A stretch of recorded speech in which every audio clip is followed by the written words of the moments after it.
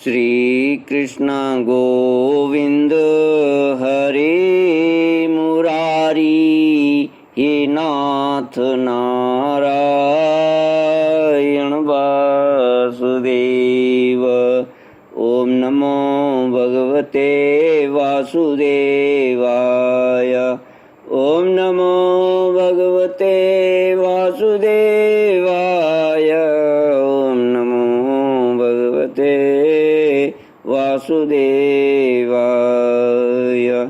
सच्चिदानंद रूपाय विश्वोत्पत्त्यादि Hathaway तापत्रय विनाशाय श्री कृष्णाय वयं नमः।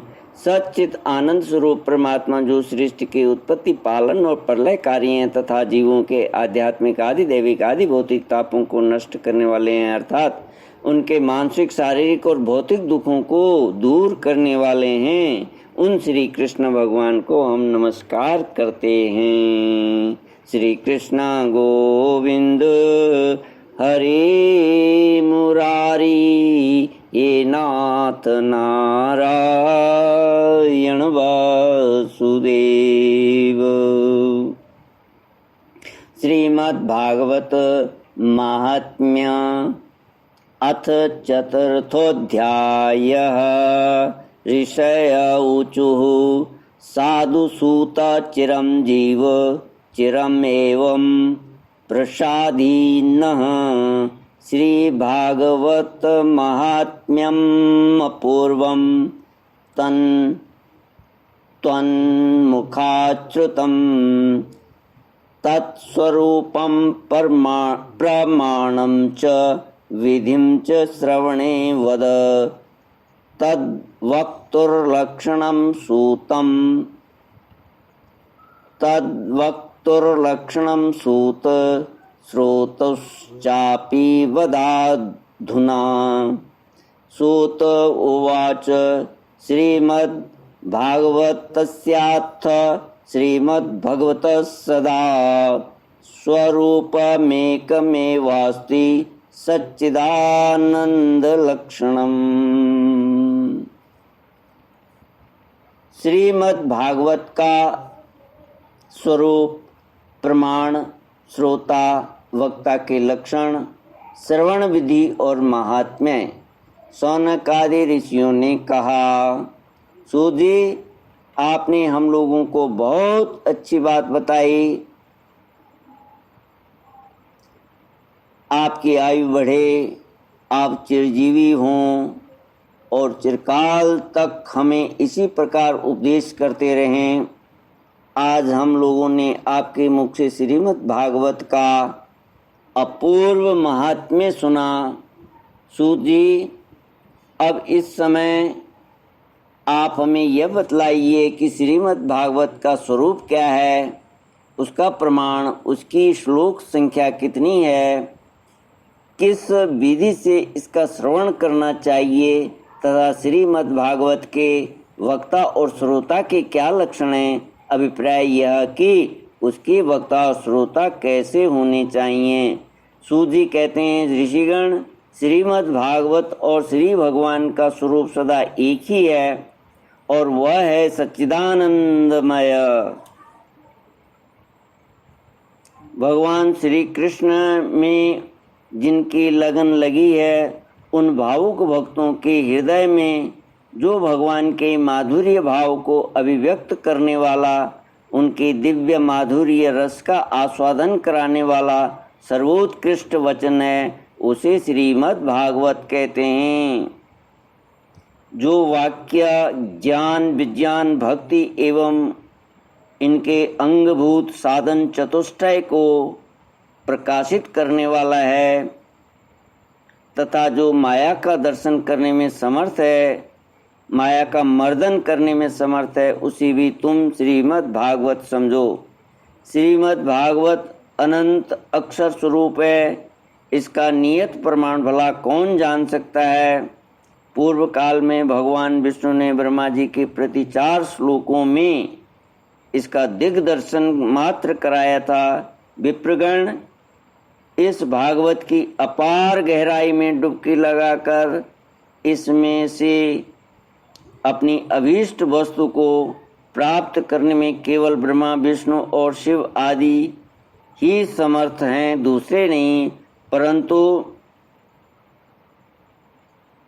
जिनकी बुद्धि आदि वृत्तियां परिमित हैं, ऐसे मनुष्यों का हित साधन करने के लिए श्री व्यास जी ने परीक्षित और सुखदेव जी के संवाद के रूप में जिसका गान किया है, उसी का नाम श्रीमद् भागवत है।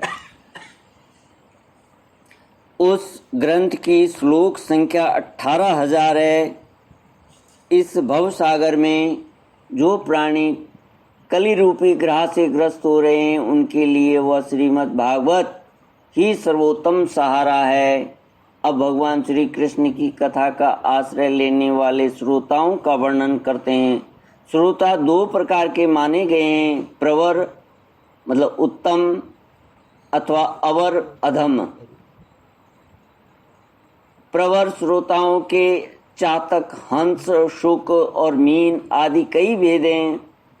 अवर के भी वृक, भूरुंड, वृष और उष्ट्र आदि अनेकों भेद बतलाए गए हैं।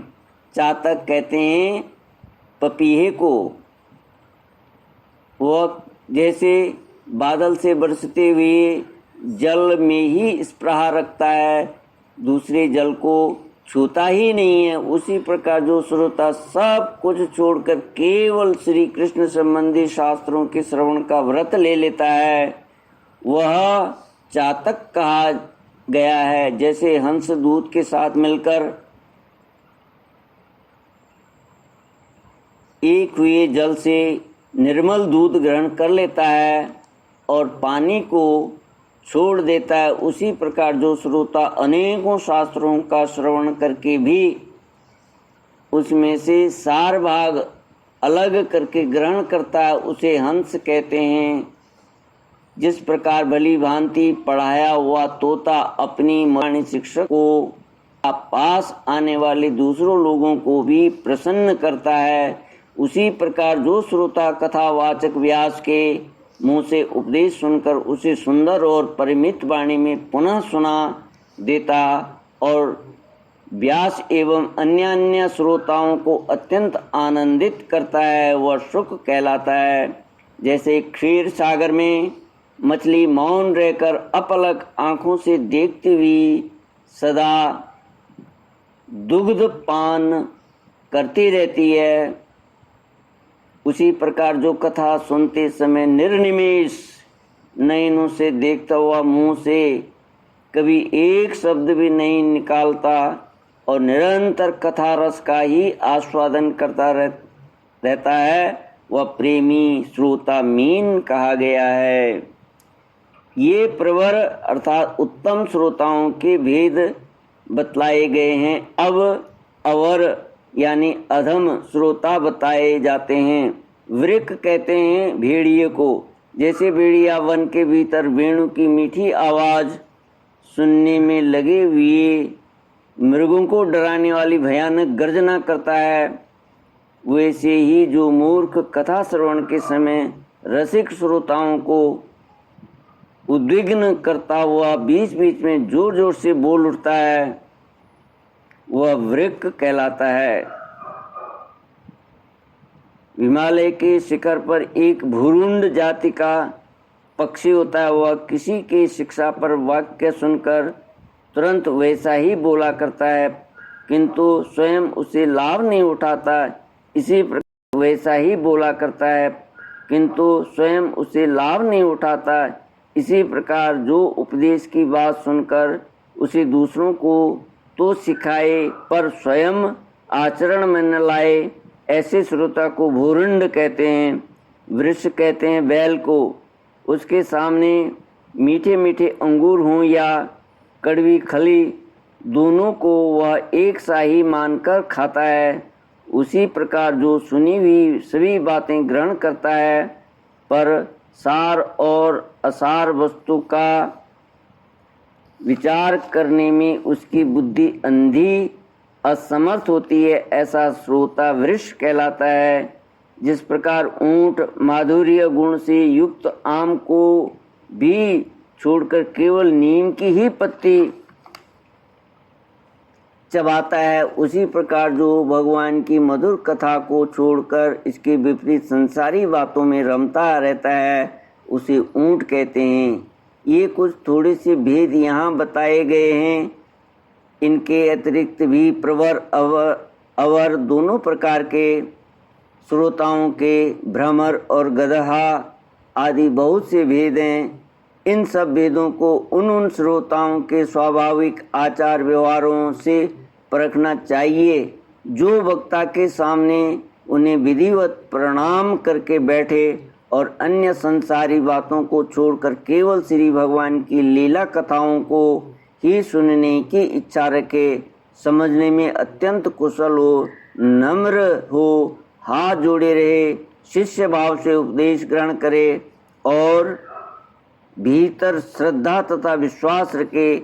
इसके सिवा जो कुछ सुने उसका बराबर चिंतन करता रहे, जो बात समझ में न आए पूछे और पवित्र भाव से रहे तथा श्री कृष्ण के भक्तों पर सदा ही प्रेम रखता हो, ऐसे ही श्रोता को वक्ता लोग उत्तम श्रोता कहते हैं।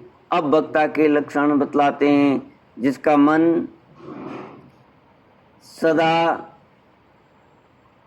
भगवान में लगा रहे, जिसे किसी भी वस्तु की अपेक्षा न हो, जो सबका सुहृद और दीनों पर दया करने वाला हो तथा अनेकों युक्तियों से तत्व का बोध करा देने में चतुर हो, उसी वक्ता का मुनि लोग भी सम्मान करते हैं।